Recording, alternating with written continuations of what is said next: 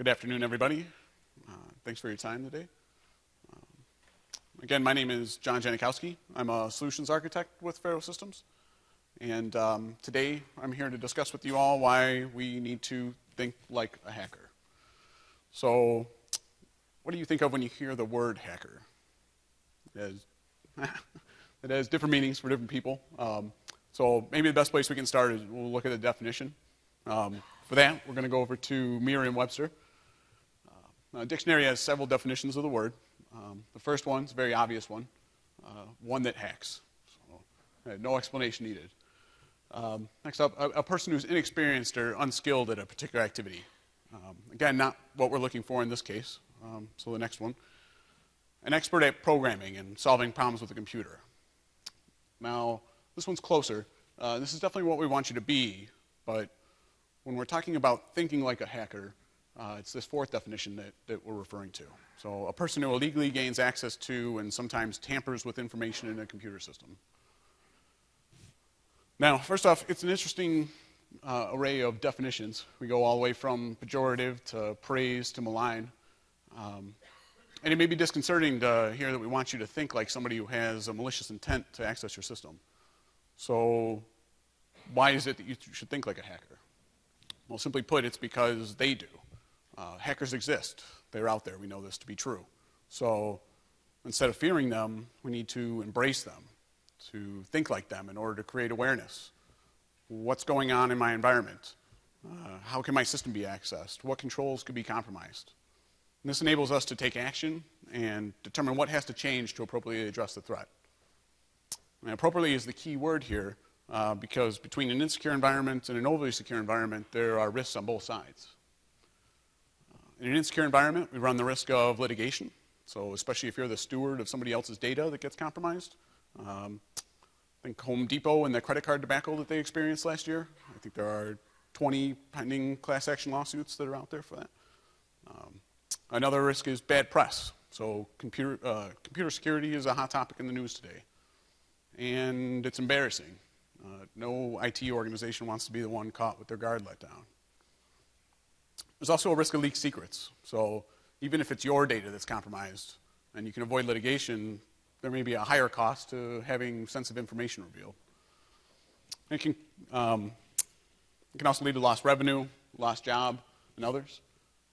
But now on the other side, in an overly secure environment, there are risks as well. So it can be frustrating. If it's difficult for end users to use the system, or even worse, it may go unused. If it's so difficult that users just completely bypass the system completely. There's a risk of decreased revenue. Employee productivity contributes to revenue. And there may be intentional misuse. So if it's too difficult for a user to use the system, they may try to avert your security controls in order to still get into the system.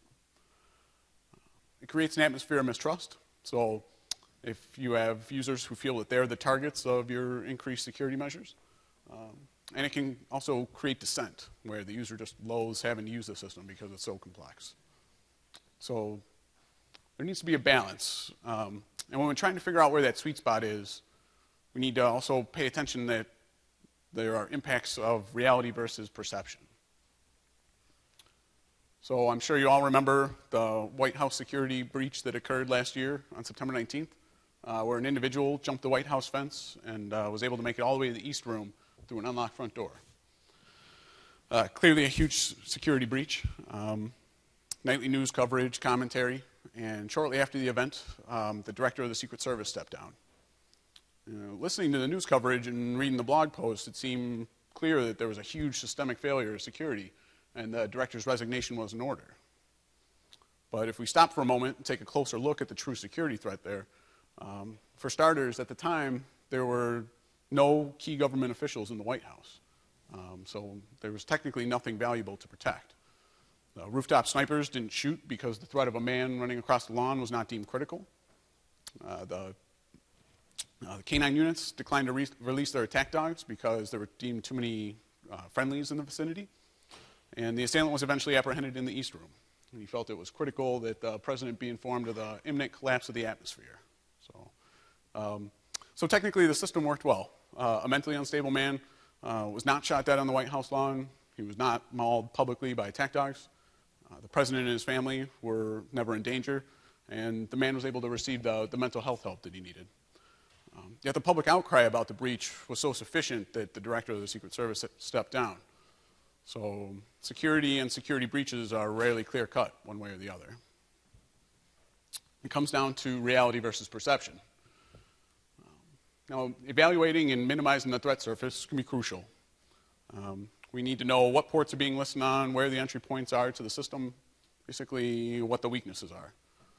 But we also need to evaluate the data we store and ask ourselves, what is the risk if this data is compromised? We want to maintain the balance between protection and user convenience, but we always need to keep in mind that perception can trump reality, as in the White House example. So we've covered a reason for why you should think like a hacker, and we've reviewed some things to look out for as you are transitioning your mindsets. But if we want to start thinking like a hacker today, like immediately, right now, what can we do? How do we get there? Well, for starters, we need to leverage industry standards. There are great protocols, frameworks, communities out there that lead the way on security, and they can offer us a foundation for us to build our hacker mindsets from. Each organization has its own standards and regulatory requirements that they need to abide by. If you know those for your organization, then you're on the right track. If you don't, then seek them out. Even if you don't have regulatory requirements, there may be standards that are applicable to your business that you can leverage to help increase security. The Open Web Application Security Project and the National Institute of Standards and Technology are just two examples of organizations that author and collect and distribute security best practices. And you should take a few moments, explore the resources that are out there, and you may discover something that helps you and your organization. When we're implementing security standards and best practices, it's not enough to just follow them like a list of chores that need to get done as well. We need to embrace them, and we need to live by them. They should be part of our mindset. And at PHAROS, one of the main questions we receive related to industry standards is around PCI compliance. So the PCI data security standard was created to protect cardholder data and help reduce credit card fraud. PHAROS offers a credit card gateway, so we're often asked if our products are PCI compliant. And they are, but when we drill down into the PCI standard, we find that there's 12 specific requirements that need to be met in order to be compliant. And only 5 of those are applicable to PHAROS products. The rest are on the organization. Within the 12 steps of PCI compliance, we see, we've highlighted the 5 there. PHAROS develops secure credit handling systems and applications to ensure any stored card data is protected.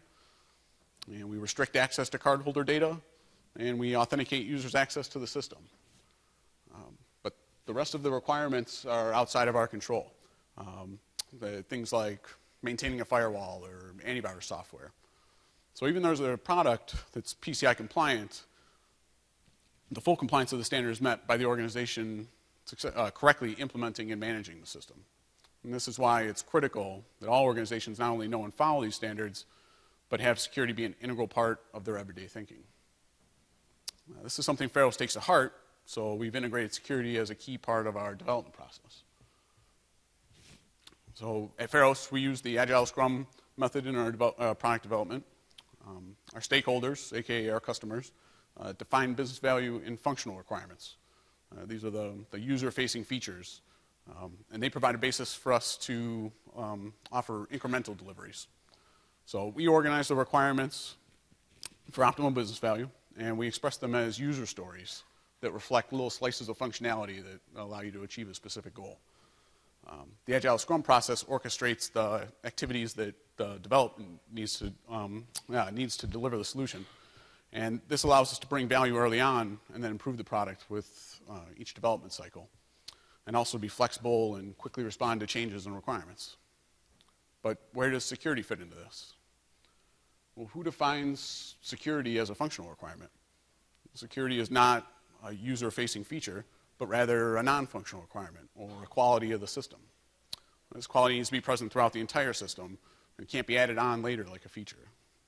Security has to be considered with every development cycle and incorporated into the testing strategy. So how does PHAROS address security in the Agile Scrum development method? Well, by thinking like a hacker. So first off, we pair evil user stories with legitimate user stories in sensitive functions to ensure that the non-functional requirements have visibility to everybody in the process. An example of the legitimate user story may be, as a visitor to the library, I can generate a guest account through the login service using the credentials provided by the registration authority to access the system. Now, the evil user story for that may be as a minion of chaos from Get Smart. At the cafe across the street, I can send bad data in the parameters of every request to the login service to get access without registering. And by considering the evil stories in the functional requirements, it puts security as a focus as it relates to that feature. But again, security needs to be a part of the entire system and not just related to the features. So we also seek out developers and testers who have an aptitude for breaking things with the security testing tools that one can expect to find in the wild. Education is a key within our development teams, making sure there's awareness for how technologies can be abused and how to defend against them. We leverage industry standards and best practices like the OWASP, or the Open Web Application Security Project. That consists mainly of high-level developer guidance and practices and offers strategies for coding and testing, breaking and auditing in the development cycle. As security focus grows in our industry and market, resources like these are playing an ever larger role in our development team's knowledge base. Our developer managers also have security as a focus. So they identify subject matter experts who, for various technologies as they relate to security. These are the technology evangelists who can spread security relevant news to the rest of the team members. Hidden security talent is discovered early on. So one of our development managers' favorite questions to ask in an interview, and not just for web developers, is what is cross-site scripting, and can you give me an example? How do you prevent it? And for reference, cross-site scripting is where an attacker injects client-side scripts into a web process. It uses the bear with me, I'm tired.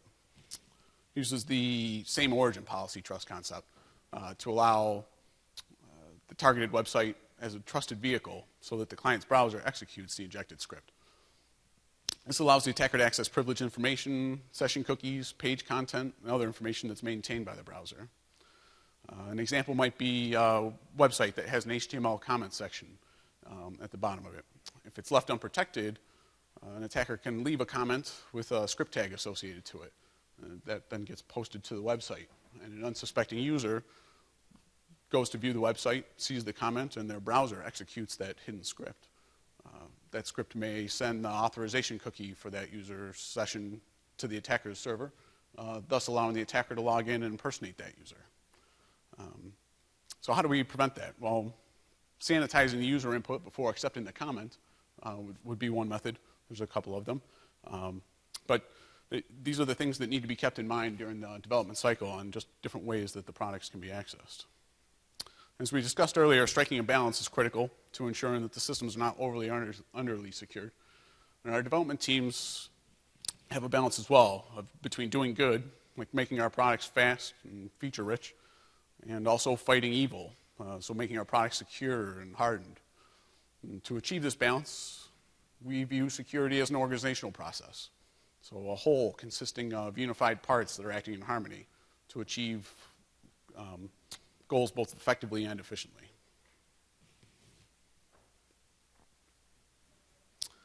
We also have a Dr. Evil to take it a step further.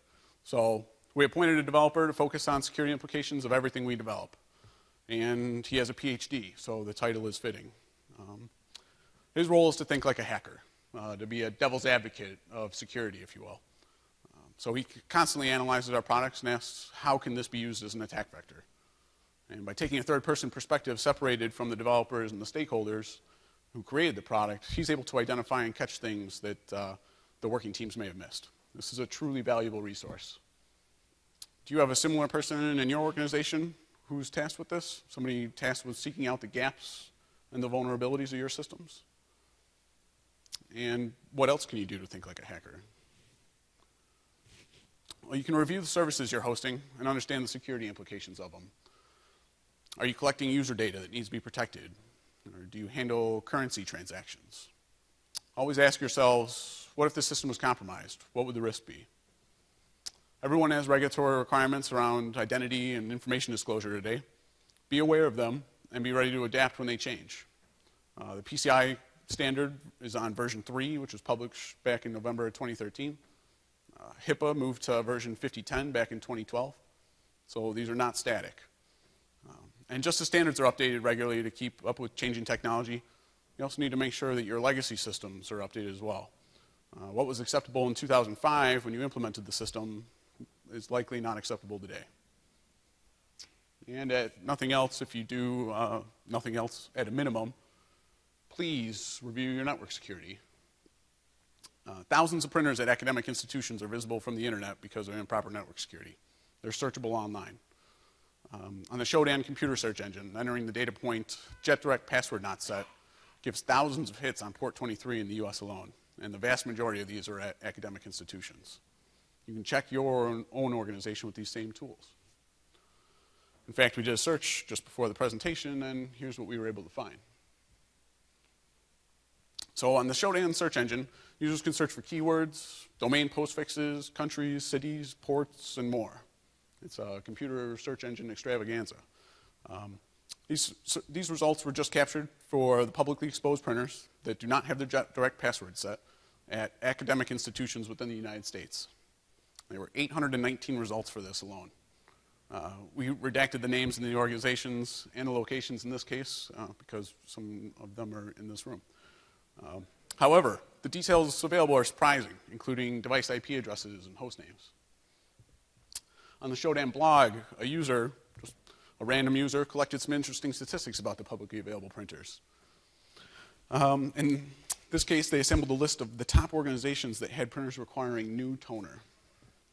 So when this blog was posted, out of the top 100 organizations that were running public printers, 58 of them were universities, and another 4 were academic institutions.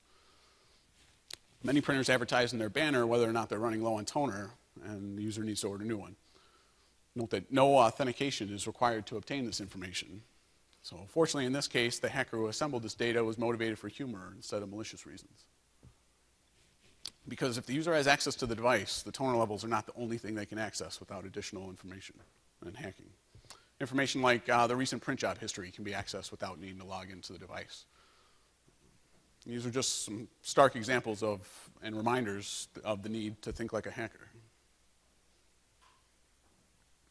So with PHAROS being the experts in the print space, we've assembled some best practices around MFPs and Uniprint that you can take back with you. MFPs and printers may seem like a low-risk target at first glance, but if we think like a hacker, then we can see that the threat surface is actually larger than we think, and the risk may be greater as well. So for starters, keep in mind that MFPs and printers are shipped open. They're designed to be plug and play, so they're configured to listen on every port and support every protocol that they can. And this is great for the user experience, for a user just plugging them in and getting it set up for their application. But it's a poor security practice. Consider if the telnet protocol is left enabled. An attacker can access and control almost every aspect of the device via the telnet commands. Once they're in, perhaps they have access to the SMTP server that the device is configured with. And if the device's IP is also whitelisted, now they may have an attack vector to send malicious emails out of your system. Or even worse, perhaps they install a custom firmware to the device, something that seems harmless enough, but sniffs out user passwords and sends a copy of every printed document to the attacker's server. And the MFP may not even be the target of the hacker. It may just be a piece within the puzzle. And once enough pieces are discovered, the hacker is able to get to their true target. Something to keep in mind if we are to think like a hacker. Now, even if we lock down the device when we deploy it, we also need to be aware that if they're ever factory reset or if they require a major service event, they do get reset back into that open state. So each organization should review their use of the printer fleet and develop their own policy specifically around printer configuration. Having this policy established will make it easier to enforce the standard configuration across the fleet from the time of deployment through the time of decommissioning. Some basic suggestions for your policy. We'll definitely start with changing the default password. We probably can't stress that one enough. Also consider populating an access control list and make a schedule of checking for and updating your device firmware. So even if the manufacturer is able to spot and patch some security vulnerabilities. Those don't apply in your organization until you've installed the updated firmware. Now on the Uniprint side, the central security of the solution is embedded into the system in the product. However, similar to PCI compliance, the solution is only as secure as it is implemented and maintained. So for best practices around Uniprint security, first consider using SSL. Uniprint supports SSL to encrypt all HTTP traffic to the server, which is communication with the EDI service or the PHAROS Nerve Center. If you have release stations or terminals for print release, you're likely using the EDI. If you are using the sign-up product, then you're likely using the PHAROS Nerve Center. PHAROS provides service certificates upon request as part of the Uniprint product suite.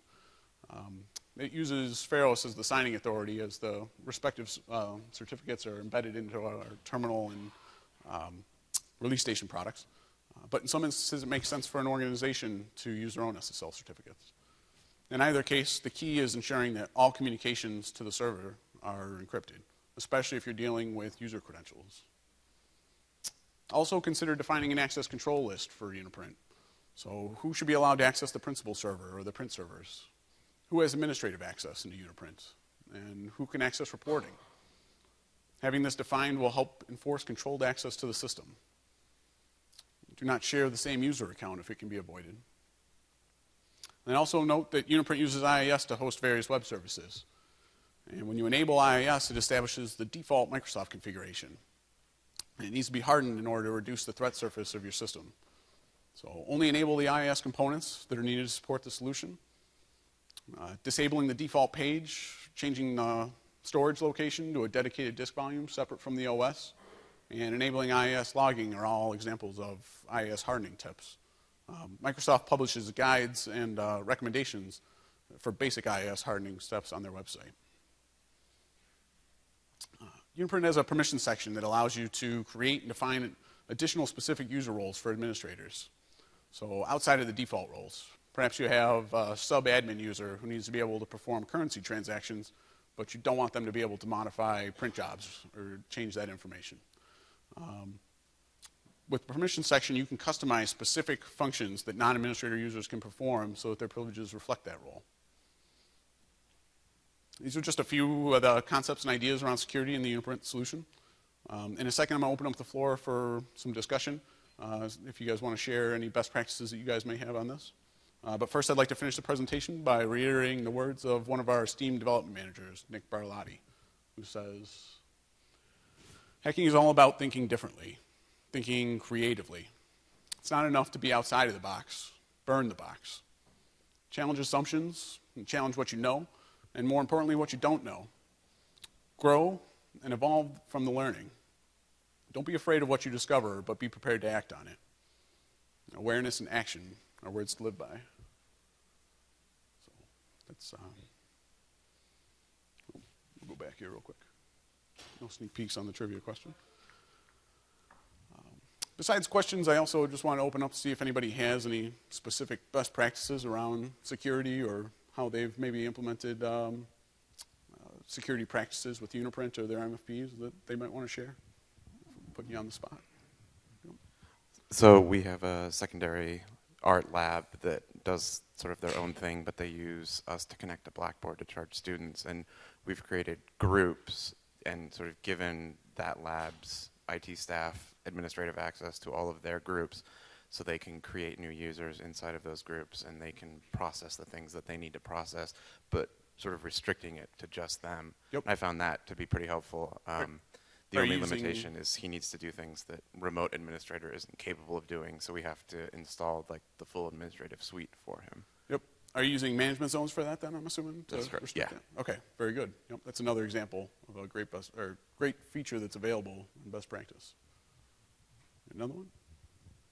You recommended SSL on the pages that the Uniprint system puts out. Correct. Does it have any issues with the SSL vulnerability called Poodle? The SSL vulnerability called Google, I'm sorry. Poodle. Oh. Poodle. You know, like in the dog. I don't know if I've heard that one. I apologize. Maybe we have somebody in the room might be able to speak to that? I can get you a follow-up on that for sure. I haven't heard of Poodle. I apologize for that part. But Okay. So our SSL certificates, the PHAROS provided one, self-signed, PHAROS signed, can be configured in a variety of ways. So we can use whatever the certificate protocols that you're setting up when you request a certificate. I know we've recently changed from not allowing MD5 anymore. So we are on the latest compliance list, I guess, for Microsoft-supported SSL certificates. We are a HP campus, so we have almost exclusively HP printers. And so we utilize our WebJet admin, and it scans on a weekly basis for new print devices. So in those instances where printers are set up, but the technician that goes out and sets them up doesn't set the security preferences on it, they get automatically added to a group that has our security template. So depending on what location it is, it will get a template applied, which sets password, disables extra protocols, sets the SNMP to our information for the set. If it has V3, then we apply the username and password for that one. And then for all of our PHAROS-enabled printers, those are set with access control lists that can only go to the PHAROS server, so people can't just set up a direct IP print to it. Okay, very and good. All the other campus printers are set to our Class C network, so okay. you can get everything from there. Those are two great suggestions right there. So one is definitely using a tool like WebJet Admin or something to push device configurations and keep that standard. But the IP whitelisting on devices, almost all devices support that functionality to restrict access to them, especially if you're using Uniprint and that's the sole source of print delivery. Yeah, our university does a security scan of any server or application that's launched from our data center. Recently, we had a hosted application where someone wanted to run that, and our security people said, okay, that's fine. Let us scan that application. Part of the scanning process means our security office needs a administrative user for the application. The question is, would PHAROS allow our university to do that? And if not, the other option was, okay, then provide us the results of your own security scan. Okay, so the question is, you'd like to perform a security audit and you're looking for just an administrative account to provide the auditing service? Or either that or provide us with the information from your own, any kind of scans that you did. Okay, I see what you're saying. So we do have customers that have performed security scans, but usually though, the results of which are highly sensitive. So we haven't had permission to publish any of them or share them across our customers. I can't see any implications from you creating an administrative account though to allow, that's how most organizations are performing their scans. Well, I'm thinking for something like for when you move to the cloud. Oh, okay, I see what you're saying. For that, I'm going to have to defer to our cloud experts. I don't mean to put you on the spot, but do we have security audits on our cloud solution that we can share? Or I know we have a security white paper published and available. It's probably actually worth a separate conversation, but we leverage a lot of the security audits for the back end from the cloud services that we use. And we have a security white paper. We've gone through this in some detail, so I might have to follow up with you after, maybe at break or after that to talk about it in more detail. All right. Not a great answer, but this was pretty specific to RICO MFD devices, but we actually had to go and implement their DOS chips for data overwrite security systems. Okay. Information, everything from print